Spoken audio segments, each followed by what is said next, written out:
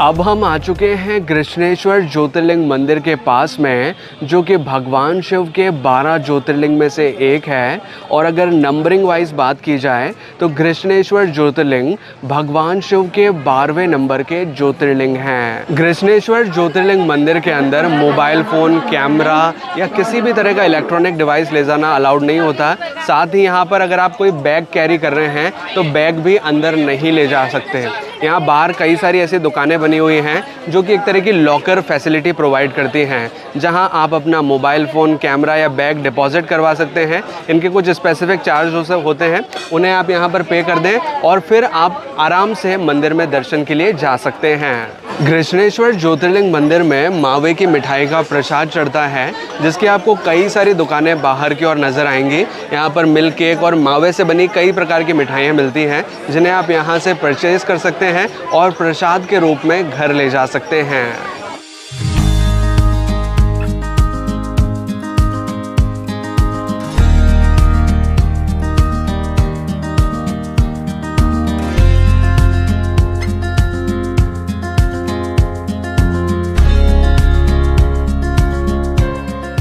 कृष्णेश्वर ज्योतिर्लिंग मंदिर में पुरुषों के लिए एक विशेष नियम है कि गर्भगृह में प्रवेश करने से पूर्व हमें अपनी शर्ट और बनियान उतारकर मंदिर में प्रवेश करना होता है। कुछ इसी प्रकार से हम भगवान के दर्शन कर पाते हैं। अब हम कृष्णेश्वर ज्योतिर्लिंग मंदिर के मुख्य प्रवेश द्वार पर पहुंच चुके हैं और चल रहे हैं भगवान के दर्शन के लिए। और अब मंदिर के अंदर चलते चलते मैं आपको भगवान की पौराणिक कथा सुनाना चाहूँगा।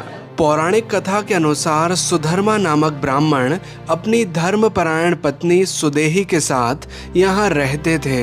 कई वर्षों तक उन्हें कोई संतान नहीं हुई। दुखी होकर सुदेही ने अपने पति को मनाकर उनका विवाह अपनी बहन घुष्मा से करवा दिया।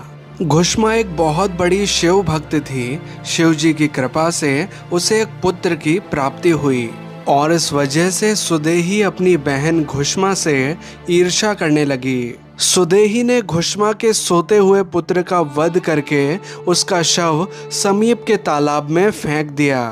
सुबह होने पर घर में कोहराम मच गया, परंतु व्याकुल होते हुए भी धर्मपरायण घुष्मा ने शिव भक्ति नहीं छोड़ी।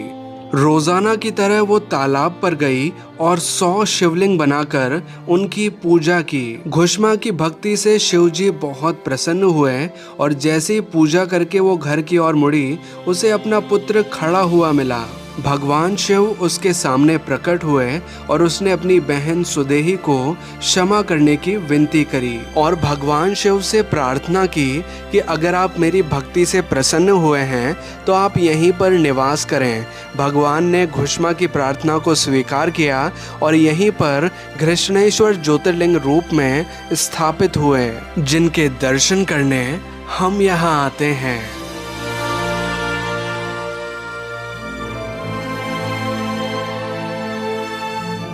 कृष्णेश्वर ज्योतिर्लिंग मंदिर के पास में अब हम आ चुके हैं एक शिवालय कुंड में, जो कि एक पौराणिक स्थान है।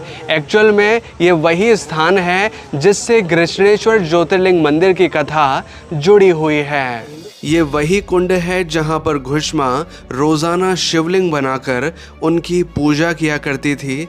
यहीं पर घुष्मा को भगवान शिव ने दर्शन दिए हैं और यहीं पर घुष्मा को उसका बच्चा जीवित मिला था।